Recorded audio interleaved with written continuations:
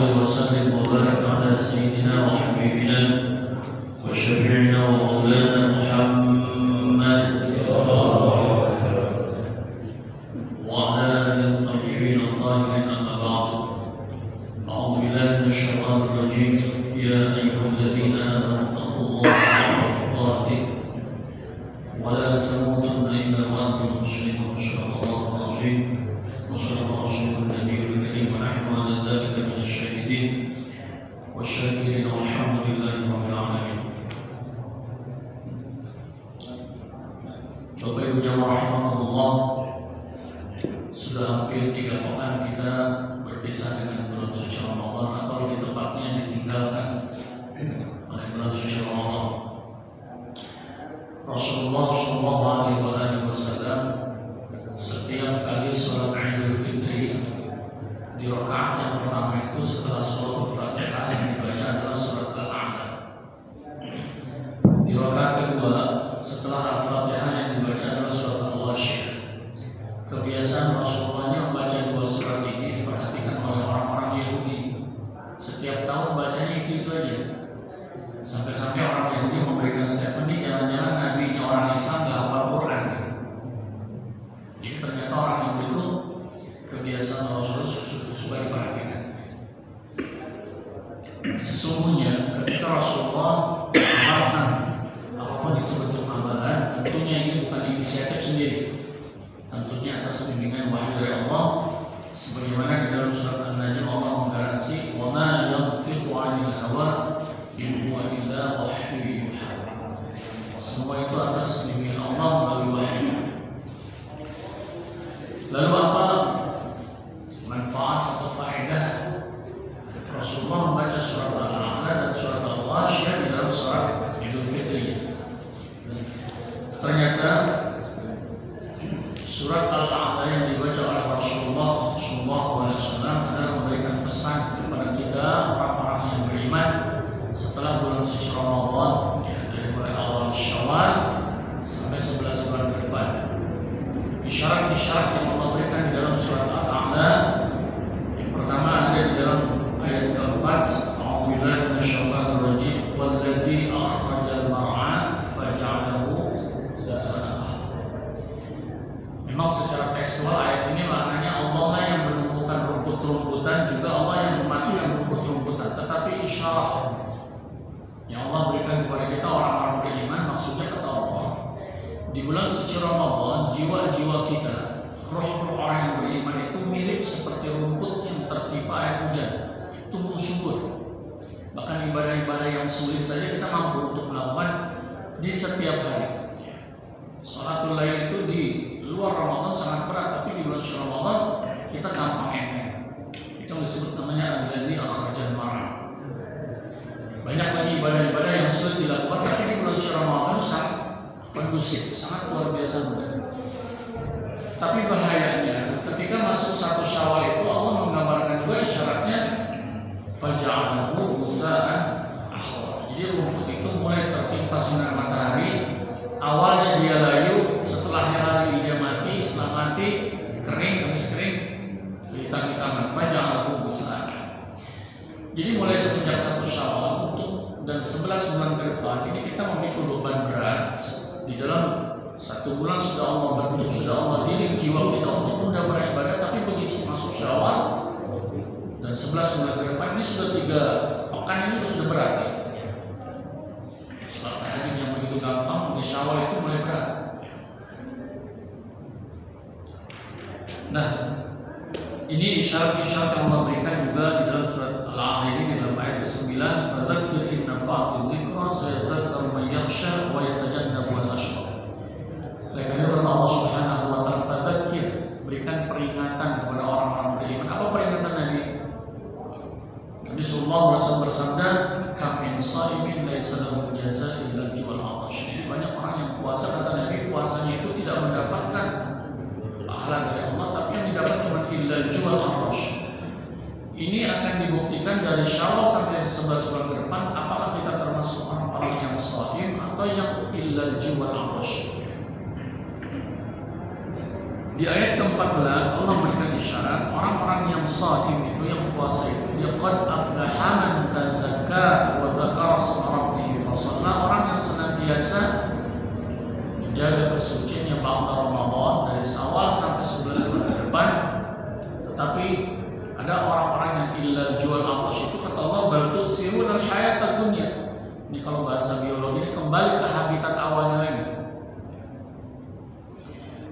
Jamaah rahimakumullah, karena begitu beratnya kita menjaga kesucian ba'da Ramadan, menjaga keistiqomahan kita ba'da Ramadan ini dalam beribadah kepada Allah Subhanahu wa taala, maka salah satu cara yang Allah berikan supaya kita bisa istiqomah dalam beribadah, istiqomah dalam menjaga kesucian jiwa kita, maka di rakaat kedua Rasulullah membaca surat Al-Ghasyiyah. Surat Al-Ghasyiyah itu adalah satu ayat yang berbicara tentang bagaimana Allah menggambarkan kondisi orang nanti ketika dibangkitkan di padang mahsyar, juga kondisi yang harus kita ingatkan kepada diri kita bahwa untuk bisa istiqomah itu kuncinya kata Allah, inna ilaina iyabahum thumma inna alaina hisab.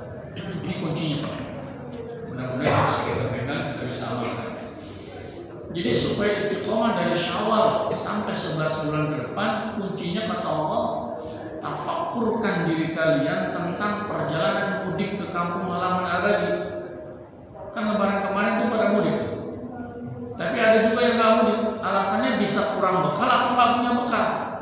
Tapi satu saat kala kata Allah, semua kita yang masih hidup di dunia ini, inna ilaina iyabahum thumma inna alaina hisab, punya bekal kurang bekal semua balik ke kampung halaman abadi kita. Nah ini jadi surat Al-Ghasyiyah ini adalah satu kunci supaya kita bisa istiqomah dalam beribadah kepada Allah Subhanahu wa taala, adalah perbanyak tafakur tentang perjalanan mudik kita ke kampung halaman abadi kita. Surat Al-Ghasyiyah ini kemudian diperkuat oleh Allah Subhanahu wa taala di dalam surat Al-Hasyr. Surat Al-Hasyr itu surat ke-59 ayat ke-18 dan 19. A'udzu billahi minasyaitonir rajim. Ya ayyuhalladzina amanu taqullaha wal tanzur nafsun ma qaddamat lighad wattaqullaha innallaha khabirum bima ta'malun. Wa la takunu kalladzina nasullaha fa ansahum anfusahum ulaika humul fasiqun. Ya ayyuhalladzina amanu taqullaha, wahai orang-orang beriman, bertakwalah kepada Allah. Wal tanzur nafsun ma qaddamat lighad, perhatikan setiap jiwa, setiap diri itu bekal apa. Jadi perjalanan mudik ke kampung halaman abadi itu tafakurnya kan bekal apa, kata Allah, wal tanzur nafsun ma qaddamat lighad, bekal apa yang sudah kita persiapkan untuk di mahkamah Allah Subhanahu wa taala. Kalau kita perhatikan di dalam ayat surat Al-Hasyr ayat 18, ittaqullahnya ada dua. Nah, wattaqullah yang kedua ini para mufassir menjelaskan bahwa itu adalah maknanya adalah hasib nafsaka qabla an tuhasib. Ya. Muhasabahlah diri kalian, hisablah diri kalian sebelum Allah Subhanahu wa taala menghasab. Innallaha khabirun bima ta'malun. Jadi kalau tidak bertafakur tentang perjalanan mudik ke kampung halaman abadi, ini tidak akan kuat dalam istiqomah beribadah kepada Allah Subhanahu wa taala. Maka di ayat ke-19 Allah Subhanahu wa taala menegaskan, wala takunu kalladzina nasullaha fa ansahum, jangan menjadi orang-orang seperti orang yang melupakan Allah. Orang yang melupakan Allah itu juga salah satunya adalah karena tidak sering bertafakur tentang perjalanan mudik kita ke kampung halaman abadi. Ulaika humul fasiqun, mereka adalah orang-orang yang fasik. Jemaah rahimakumullah, tafakur tentang perjalanan mudik ke kampung halaman abadi berkaitan dengan muhasabah ini, Rasulullah SAW berikan satu peringatan kepada kita. Kata beliau, la yakunul 'abdu mu'minan hatta yuhasiba nafsahu ashaddu min muhasabati syarika was-sayyid 'abdan. Jadi keimanan seseorang hamba, kata Nabi, tidak akan mungkin mencapai kesempurnaan tanpa dia melakukan muhasabah, evaluasi diri. Nah, orang-orang beriman itu, kata Nabi, harus mengevaluasi diri keras daripada seorang pengusaha terhadap karyawannya. Pak, kalau kita sebagai pengusaha itu pasti kita akan mendeteksi karyawan kita itu keras. 1 minggu nggak masuk berapa kali, itu ditanya kenapa nggak masuknya, sakit apa segala macam tanya. Kinerjanya bagaimana? Jadi kalau kita sebagai pengusaha pasti kita akan keras kepada karyawan kita. Tetapi ketika berkaitan dengan diri kita itu biasanya lemah.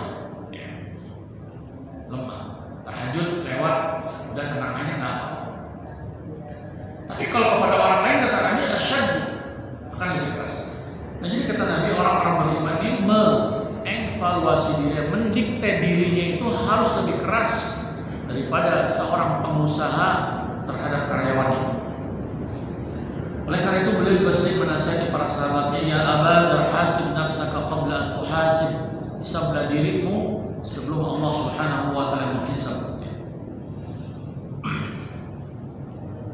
Dalam riwayat disebutkan banyak para sahabat itu bertanya kepada Rasulullah, kaifa yuhasibullahu al-khalqa ala kasratihim, bagaimana cara Allah menghisab makhluk yang banyak begini. Rasulullah menjawab, kama yarzuqum ala kasratihim, sebagaimana Allah memberi rezekinya secepat itu.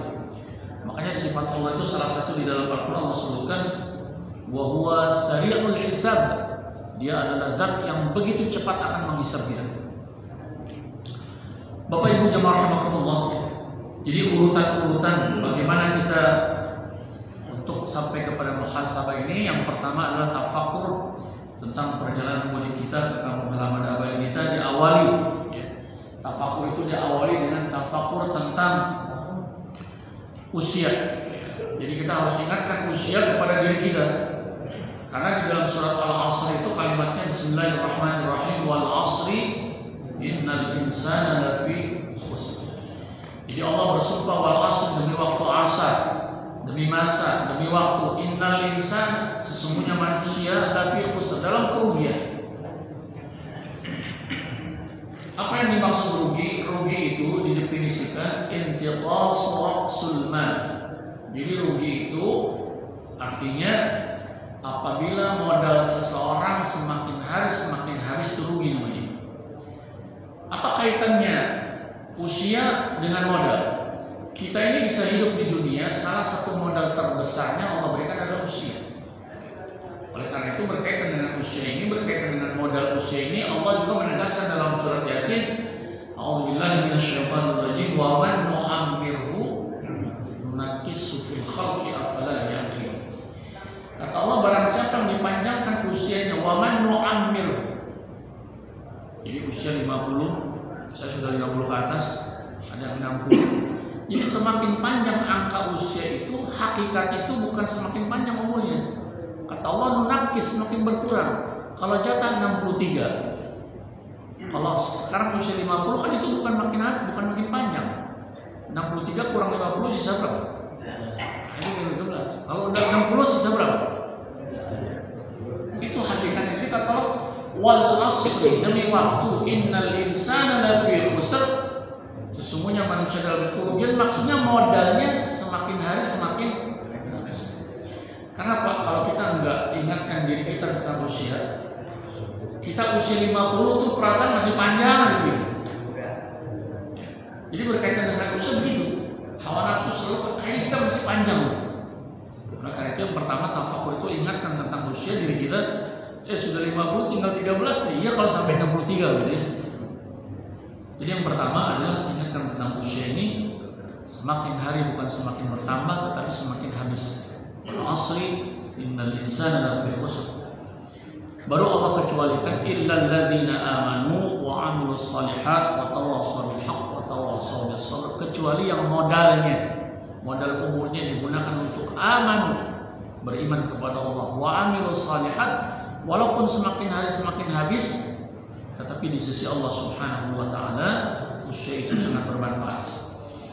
Yang kedua, saya cepatan dikit karena banyak materi.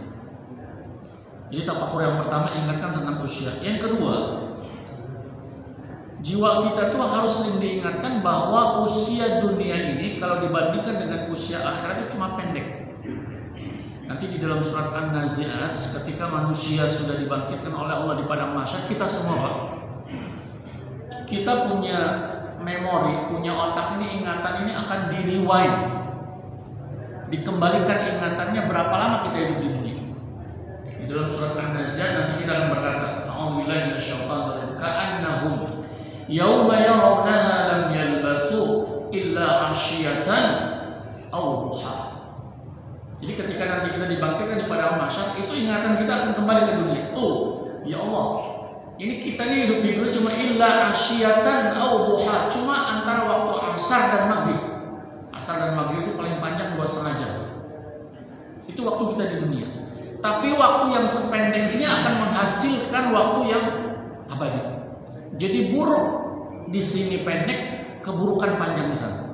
Kebaikan pendek di sini akan menjadi kebaikan yang abadi. Nah, oleh karena itu, ketika kita mengingatkan diri kita tentang pendeknya usia dunia ini, maka kita tidak akan menyia-nyiakan. Jadi yang kedua adalah ingatkan tentang pendeknya usia dunia apabila dibandingkan dengan usia akhirat. Di dalam surat As-Sajdah, surat ke-32 ayat ke-5, Allah Subhanahu wa taala berfirman berkaitan dengan waktu dunia kalau dibandingkan dengan waktu akhirat. A'udzubillahi minasyaitonir rajim. Yudabbirul amra minas sama'i ilal ardi thumma ya'ruju ilaihi fi yawmin kana miqdaruhu alfasanatin mimma ta'udun. Jadi perbandingan waktu dunia dengan waktu akhirat kata Allah itu kurang lebih 1 hari akhirat itu sama dengan 1000 tahun bumi. 1 hari akhirat sama dengan 1000 tahun bumi. Saya membuat hitungan rumus matematik begini Pak. Jadi kalau orang Allah berikan usia, Allah takdirkan usia 70 tahun bumi, itu kalau di akhirat itu cuma 2 jam 8 menit Pak. Jadi 70 tahun bumi itu sama dengan 2 jam 8 menit. Kalau 60 tahun itu kurang lebih 1 jam 44 menit. Itu 60 tahun. Kalau kita menggunakan standarisasi usia Rasul 63, ini saya menghitung-hitung ini supaya saya juga ingat nih ya. Jadi kalau usia kita sekarang sudah 40, itu kan sisanya tinggal 23, betul ya? 63 kurang 40 tuh. Nah 23 tahun itu kalau dipandang dari waktu akhir itu cuma tinggal 55 menit Pak. Kalau orang yang usia sekarang sudah 50 tahun itu kan artinya tinggal 13 tahun. 13 tahun itu kalau dipandang dari waktu akhir itu kurang lebih tinggal setengah jam. Nah kalau orang yang usianya sudah 60, ini kan tinggal 3 tahun lagi. 3 tahun itu kalau dipandang waktu akhir tinggal 7 detik. Luar biasa ya. Jadi ini ingatkan diri kita nih, waktu yang pendek ini akan menghasilkan sesuatu yang abadi. Oleh karena jangan dipakai main di waktu. Jangan dipertaruhkan waktu akhirat dengan waktu dunia yang sangat pendek. Karena akan menghasilkan sesuatu yang baik. Itu tafakur yang kedua. Kemudian tafakur yang ketiga berkaitan dengan perjalanan mudik kita ke kampung halaman abadi, maka yang harus kita ingatkan kepada diri kita adalah berkaitan dengan sistem pencatatan Allah Subhanahu wa taala terhadap seluruh aktivitas kita. Saya ambil saja salah satunya di dalam surat Al-Isra, surat ke-17 ayat ke-13. Sebetulnya di dalam Al-Qur'an banyak. A'udzubillahi minasyaitonir rajim, surat ke-17 ayat ke-13. Wa kullu insanin alzamnahu ta'irahu fi 'unuqihi wa nukhriju lahu yawmal qiyamati kitaban yalqahu manshura. Iqra' kitabak kafa bi nafsika al-yawma 'alaika hasiba. Allah Subhanahu wa taala punya sistem pencatatan itu. Kalau Allah memang yang mencatat itu kiraman katibin, 2 malaikat yang mencatat amal-amal kita, seluruh aktivitas kita. Tapi catatan-catatan para malaikat itu ternyata oleh Allah Subhanahu wa taala disimpan di dalam satu chips. Chipsnya itu digantungkan di leher kita masing-masing. Jadi wa kullu insan alzamnahu ta'irahu fi. Jadi di leher kita ini Pak ada semacam alat perekam yang tidak kelihatan, ghaib. Wa kullu insanin alzamnahu ta'irahu fi. Sebab kalau ini nggak dighaibkan, saya yakin Pak ini pada dibuang semua. Jadi amal buruknya nggak kecatat di situ. Tapi ini dighaibkan oleh Allah sehingga kita tidak bisa buat. Tapi kata Allah Subhanahu wa taala, catatan-catatan ini, rekaman ini kan dibuka oleh Allah Subhanahu wa taala, wa nukhriju lahu yaumal qiyamati kitaban yalqahu mansyura iqra kitabaka kafa bi nafsika al-yawma 'alaika hasiban. Ya, jadi catatan amal ini kata Allah, rekaman-rekaman ini yang sudah digantung di leher kita akan dibuka kelak di yaumil qiyamah. Tapi versi Rasulullah SAW berkaitan dengan ayat ini, kata Nabi, dibukanya bukan semuanya di akhirat, tapi mulai seseorang itu masuk alam barzakh itu sudah dibuka oleh Allah Subhanahu wa taala. Oleh karena itu kata Nabi, nanti ketika seorang mayat itu masuk alam barzakh, maka yang nganter 3. Yang pertama harta, yang kedua keluarga, yang ketiga amal. Hartanya pulang, keluarganya juga. Nah, yang ikut ke dalam alam barzakh itu adalah amal-amal. Nah, pada saat itulah wa nukhriju lahu yaumal qiyamati kitaban yalqahu mansyura, amal-amal kita sudah mulai oleh Allah Subhanahu wa taala dibuka. Tapi anehnya begini Bapak Ibu sekalian, jamaah rahimakumullah. Kalau catatan amal-amal ini, ya, katakanlah seorang laki-laki Allah kasih usia 60 tahun, maka yang dicatat itu kan dikurang akil baliknya kurang lebih 15 tahun. Jadi sisanya 45 tahun. Kalau kita membuat buku diari selama 45 tahun, saya yakin Pak, ini ruangan Masjid Al-Ikhwan ini penuh sama buku Pak. Penuh. Kira-kira Pak, kalau kita disuruh baca buku sebanyak ini, sebanyak ruangan, kira-kira yang ada takut atau ngantuk Pak? Baca buku sekaligus ruangannya. 45 tahun catatannya sampai ke gerakan-gerakan hati ditulis semuanya.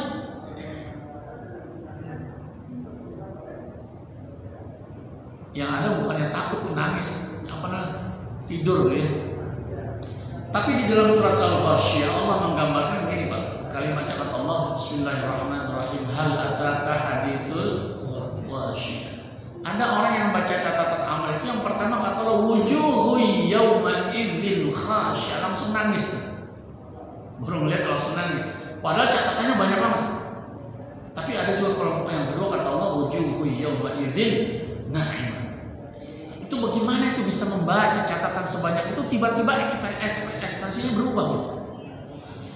Nah, ternyata Allah Subhanahu wa taala menjawab di dalam surat Al-Kahfi, catatan-catatan amal kita dibuka oleh Allah Subhanahu wa taala itu bukan dalam bentuk tulisan. Karena yakin kalau dalam bentuk tulisan, sebelum catatan kita buka selesai, kita baca selesai, kita sudah tidur duluan. Di dalam surat Al-Kahfi surat ke-18 ayat 49 Allah menegaskan, A'udzubillahi minasyaitonir rajim, wa wudi'al kitab fataral mujrimina musyrikina mimma fihi wa yaquluna ya wailatana ma li hadzal kitab la yughadiru saghiratan wa la kabiratan illa ahsaha. Ini jawabannya, wa wajadu ma 'amilu hadira wa la yazlimu rabbuka ahada. Jadi catatan amal-amal kita itu oleh Allah Subhanahu wa taala nanti di print out, dibuka. Itu bukan dalam bentuk tulisan, tapi Allah menjelaskan wa wajadu ma 'amilu hadira, amal-amal kita akan Allah hadirkan dalam bentuk 3 dimensi. Seperti saya lihat Pak Harun, dia 3 dimensi namanya. Ustaz Lutfi ini 3 dimensi. Bapak-bapak lihat saya 3 dimensi. Jadi hidup. Nah, Nabi menjelaskan bentuk 3 dimensi itu. Kalau amal-amal saleh itu kata Nabi, hasanan nadha wa thayyibar ra'i. Makhluk yang rupanya tampan, rupawan, menyenangkan, dan dia punya aroma tubuhnya itu kata Nabi wa thayyibar ra'i harum. Kalau di alam barzakh, makhluk-makhluk ini akan menenangkan si mayit. Ketika malaikat munkar dan nakir sudah mulai bertanya, dia akan menenangkan. Nah, ini amal-amal saleh. Jadi wa wajadu ma'amilu hadira, amal-amal kita mulai dihadirkan oleh Allah, bukan dalam bentuk tulisan, tapi hadir kata wa wajadu ma'amilu hadira. Sementara amal-amal keburukan yang belum ditaubati oleh kita kepada Allah Subhanahu wa taala, maka kata Nabi bentuknya adalah buruk rupa dan dia punya aroma lebih bau daripada bangkai. Mudah-mudahan kita diselamatkan oleh Allah Subhanahu wa taala mulai dari alam barzakh kita. Makhluk-makhluk yang tidak menyenangkan ini sudah kita taubati kepada Allah Subhanahu wa taala. Itu tafakur yang ketiga berkaitan dengan sistem pencatatan oleh Allah Subhanahu wa taala. Kemudian yang keempat, tafakur itu yang harus diingatkan kepada diri kita itu berkaitan dengan sakratul maut. Karena kata Nabi, ketika nanti kita mudik ke kampung halaman abadi, itu minimal ada 3 stasiun yang sangat ditakuti oleh manusia. Pertama adalah stasiun sakratul maut. Di dalam Al-Quran Allah Subhanahu wa taala menjelaskan ada 2 jenis kematian. Surat An-Nazi'at, Bismillahirrahmanirrahim, wan nazi'ati gharqa wan nasyiqati nashta. Ada ketika manusia meninggal dunia itu yang Allah kirim malaikat-malaikat an-nazi'ati gharqa, dia cabut nyawanya itu kasar. Nanti di ayat kalimatnya apa? Wadribu wujuhahum wa adbarahum wa dzuqu adzabal hariq. Jadi orang mau meninggal itu dibentak-bentak sama malaikat. Wa dzuqu adzabal hariq, sambil dipukulin. Wa na'udzubillahi min dzalik. Tapi yang kedua kata Nabi, kata Allah Subhanahu wa taala ada kalimatnya wan nasyiqati nashta. Kalimat itu malaikat-malaikat yang Allah kirim itu lembut, lemah lembut. Bahkan di dalam Al-Qur'an surat Al-Anfal Allah Subhanahu wa taala menyebutkan alladzina tatawaffahumul malaikatu thayyibina yaquluna salamun 'alaikum udkhulul jannata bima kuntum ta'malun. Malaikat itu ternyata ingin mencabut orang-orang saleh itu salam dulu, assalamualaikum. Berkaitan dengan stasiun pertama ini di dalam surat Qaf Allah menjelaskan, a'udzubillahi minasyaitonir rajim, laqad kunta fi ghaflatin min hadza fakashafna 'anka ghita'aka fabasaruka al-yawma hadid. Jadi Pak, sekarang kita masih Allah berikan usia, masih berikan kesehatan, hidup di dunia ini, ada hal-hal atau alam-alam yang dighaibkan oleh Allah Subhanahu wa taala. Surat Al-Baqarah, alladzina yu'minuna bil ghaib. Kita beriman kepada alam barzah, ada siksa kubur, ada nikmat kubur, kita beriman. Tapi kan kita belum pernah lihat. Ada neraka, ada surga, kita belum pernah lihat. Tapi nanti kalau sakaratul maut itu datang, kata Allah, fakashafna 'anka ghita'aka fabasaruka al-yawma hadid. Maka penutup mata batin ini Allah kasyaf. Kasyaf itu Allah buka. Sehingga orang yang sakaratul maut itu tahu Pak, dia di alam barzah tempatnya dapat nikmat kubur atau siksa kubur, atau nanti di akhirat kelak dia masuk neraka, atau itu sekitar sakaratul maut itu udah tahu. Oleh karena itu di dalam Al-Quran orang yang paling bengis, sering membunuh orang lain, Fir'aun laknatullah itu ketika ditenggelamkan oleh Allah di lautan, sakaratul maut datang itu langsung inni tubtul an, ya Allah aku bertobat. Karena kan sudah lihat tempatnya di mana. Fir'aun saja yang begitu bengis taubat. Karena fakashafna, sekarang Allah masih tutup. Tapi ketika sakaratul maut datang, maka fakashafna anka ghita'aka fabasaruka al-yawma hadid. Kalau Bapak pernah baca cerita Al-Qamah, Al-Qamah itu sahabat Rasul, orangnya soleh. Kesalahannya cuma satu. Jadi dia nikah, kemudian tinggal di rumah orang tua. Sehingga ketika sudah tinggal di rumah orang tua, istri lebih didahulukan ketimbang ibu. Ini makanya Pak, kalau kita punya anak, kalau sudah dinikahkan, sebaiknya kalau belum punya rumah kita kontrakin itu. Karena kalau tinggal satu rumah, ini pasti ada konflik Pak. Kalau anak kita laki-laki, nanti istri kita konflik dengan ibu kita. Al-Qamah itu istrinya konflik dengan ibunya. Yang didahulukan itu selalu istri. Ibunya sakit hati. Ketika sakaratul maut ini datang, Al-Qamah nggak bisa mati. Maka Rasulullah bertanya, ini ibunya masih ada nggak nih? Kata para sahabat, ada, harus panggil sih. Kata ibunya nggak mau, kamu maafin, sakit hati dia. Setelah 3 kali baru kata Rasul sampai kepada ibunya, kalau kamu datang juga nggak aku maafkan, ini saya membakar. Dan itu sebetulnya shock terapi aja sih. Tapi nggak mungkin dibakar mayatnya.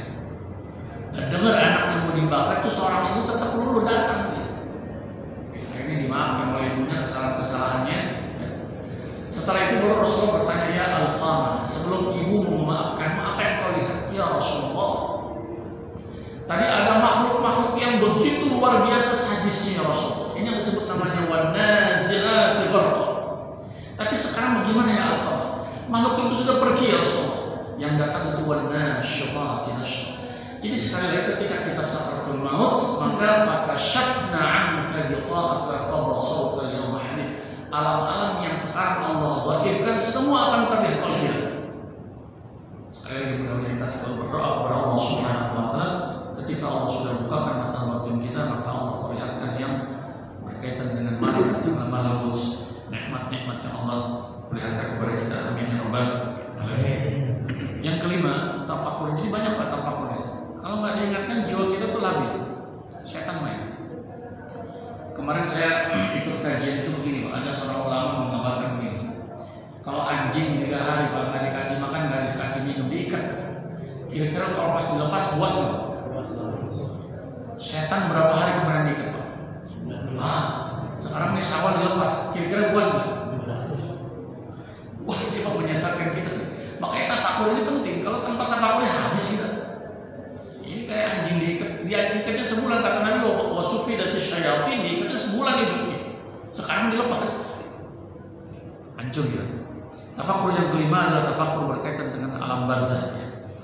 Di dalam surat Al-Mu'minun Allah Subhanahu wa Ta'ala berfirman, a'udzubillahi minasyaitonir rajim, hatta idza jaa'a ahaduhumul maut qala rabbi irji'un la'alli a'malu salihan fima taraktu kalla innaha kalimatun wa qailuha wa min wara'ihim barzakhun ila yaumi yub'atsun. Mudah-mudahan kita termasuk orang yang nanti tidak akan berteriak qala rabbi irji'un. Ketika Allah tanya mau ngapain balik ke dunia, la'alli a'malu salihan fima taraktu, ingin melakukan amal-amal saleh yang dulu ketika hidup di dunia ini kita melakukan amal saleh itu selalu diiringi dengan kemalasan. Oleh karena itu kata Nabi, salah satu cara untuk menghilangkan kemalasan itu akrih nafsaka bil fadl, harus dipaksa. Harus dipaksa. Kalau nggak dipaksa, hawa nafsu dan setan bermain. Paksa. Innaha kalimatun wa qailuha wa min wara'ihim barzakhun ila yaumi yub'atsun. Maka Allah akan menjawab, kalau sudah masuk alam barzakh tidak bisa kembali ke dunia. Kenapa?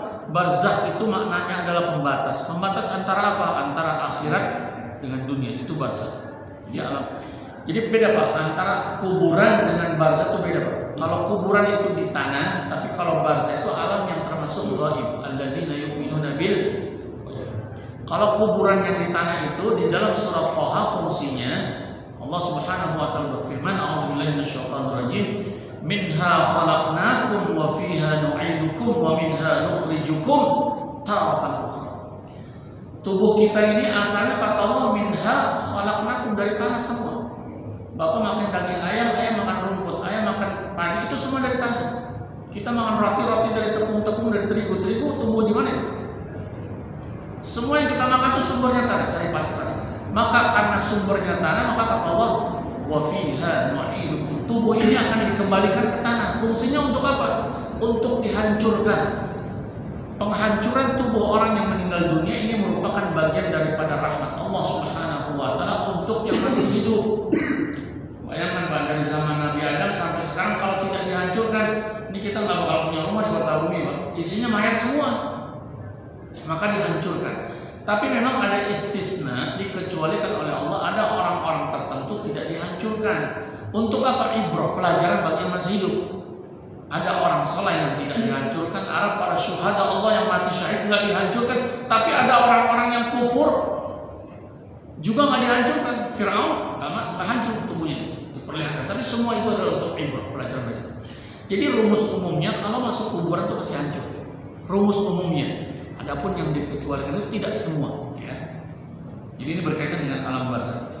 Kemudian yang keenam, ini tafakur ini harus berkaitan dengan nanti ketika kita dibangkitkan oleh Allah Subhanahu wa Ta'ala di padang mahsyar. Ya. Banyak ayatnya, salah satunya adalah surat An-Naba, inna yawmal fasli kana miqata yawma yunfakhu fis-sur fatatuna afwajan.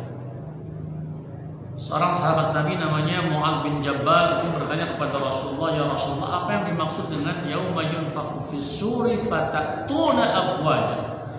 Di padang mahsyar itu nanti kita dibangkitkan oleh Allah fatatuna afwaja dalam kondisi berkelompok-kelompok. Jadi nggak digabung kayak gado-gado gitu nggak. Fatatuna afwaja. Ada kelompok A, kelompok B, kelompok C. Itu Nabi ketika ditanya oleh Mu'adz bin Jabal, beliau nggak bisa jawab, nangis yang ada 10 menit. Setelah rasa sedihnya reda, baru begini Rasulullah menjawab, ya Mu'adz, engkau bertanya sesuatu yang sangat berat, aku jelaskan. Yang dimaksud fatatuna afwaja, manusia akan dikelompokkan oleh Allah Subhanahu wa taala ketika dibangkitkan di padang mahsyar. Beliau menyebutkan begini. Kenapa beliau nangis? Karena nanti kata Nabi ada 10 kelompok umatku. Umatku kata Nabi, 10 kelompok umatku yang akan dibangkitkan oleh Allah Subhanahu wa taala, sebagiannya berupa binatang. Ini karena amal-amal atau dosa-dosanya tidak ditaubati kepada Allah Subhanahu wa taala. Jadi amal-amal kita itu nanti ada tajassumul amal, tadi Allah hadirkan. Juga amal-amal itu akan merubah akhlak kita, akan merubah jiwa kita.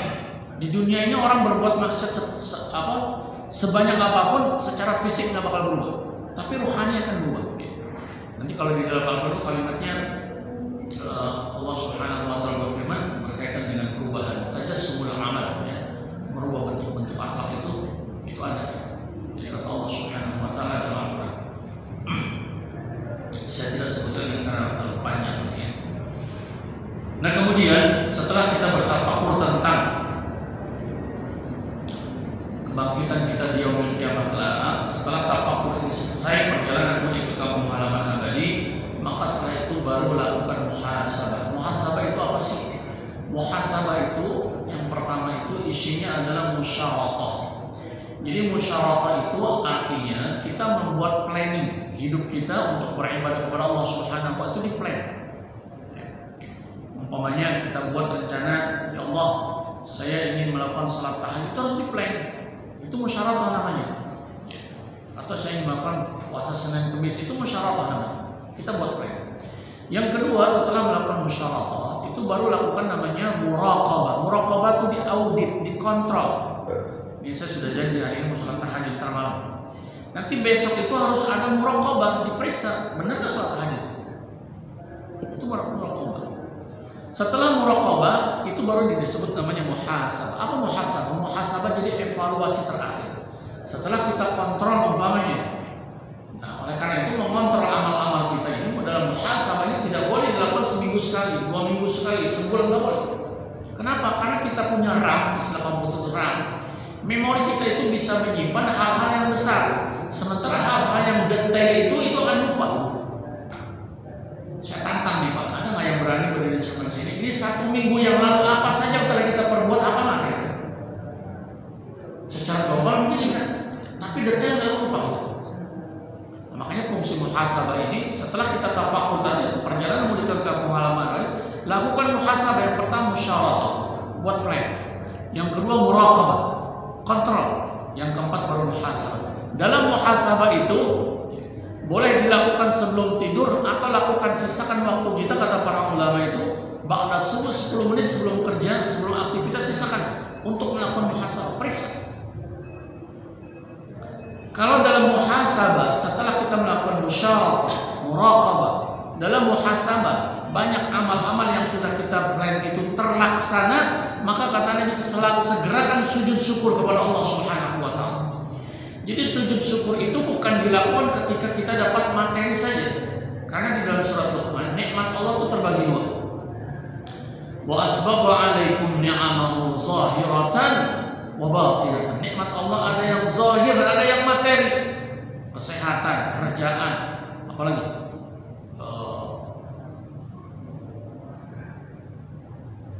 Semua yang kita usahakan secara materi itu dapat, itu juga sujud syukur. Tapi yang kedua itu kata Allah wa batinah, ada nikmat-nikmat Allah batinah yang sifatnya rohani. Kita bisa tahajud di malam hari, kita bisa istiqamah, segala macam itu juga nikmat Allah. Oleh karena itu kata Nabi, ketika dalam muhasabah banyak amal-amal kebaikan yang kita lakukan yang sudah kita planning itu, maka lakukan sujud syukur kepada Allah Subhanahu wa taala. Kalau dalam catatan-catatan kita banyak amal-amal keburukan, maka segerakan tobat dan istighfar kepada Allah. Kalau ini kita lakukan tiap hari, ini yang kata Nabi, wa huwa ahwan li hisabika ghadan.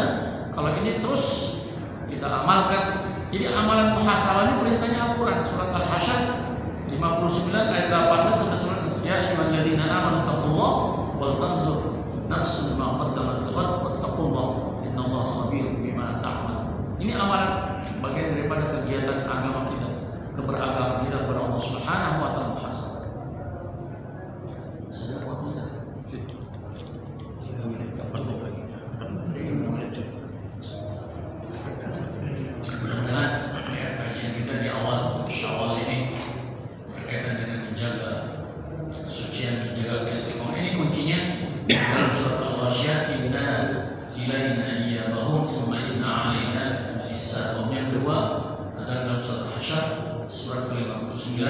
18 dan 19 ini kuncinya agar kita bisa istiqomah untuk 11 bulan ke depan.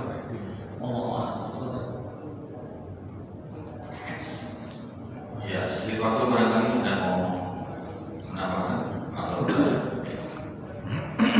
7 menit atau 4 menit.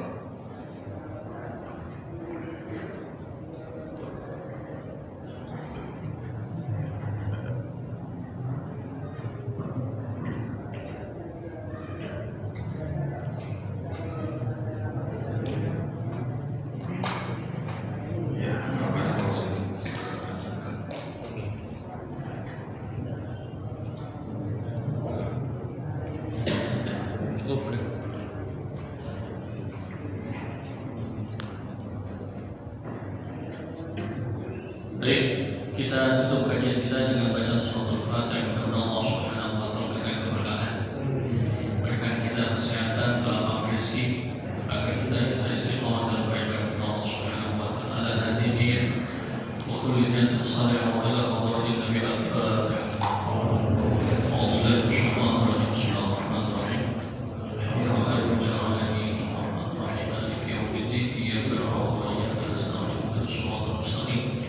صراط الذين أنعمت عليهم غير المغضوب عليهم ولا الضالين.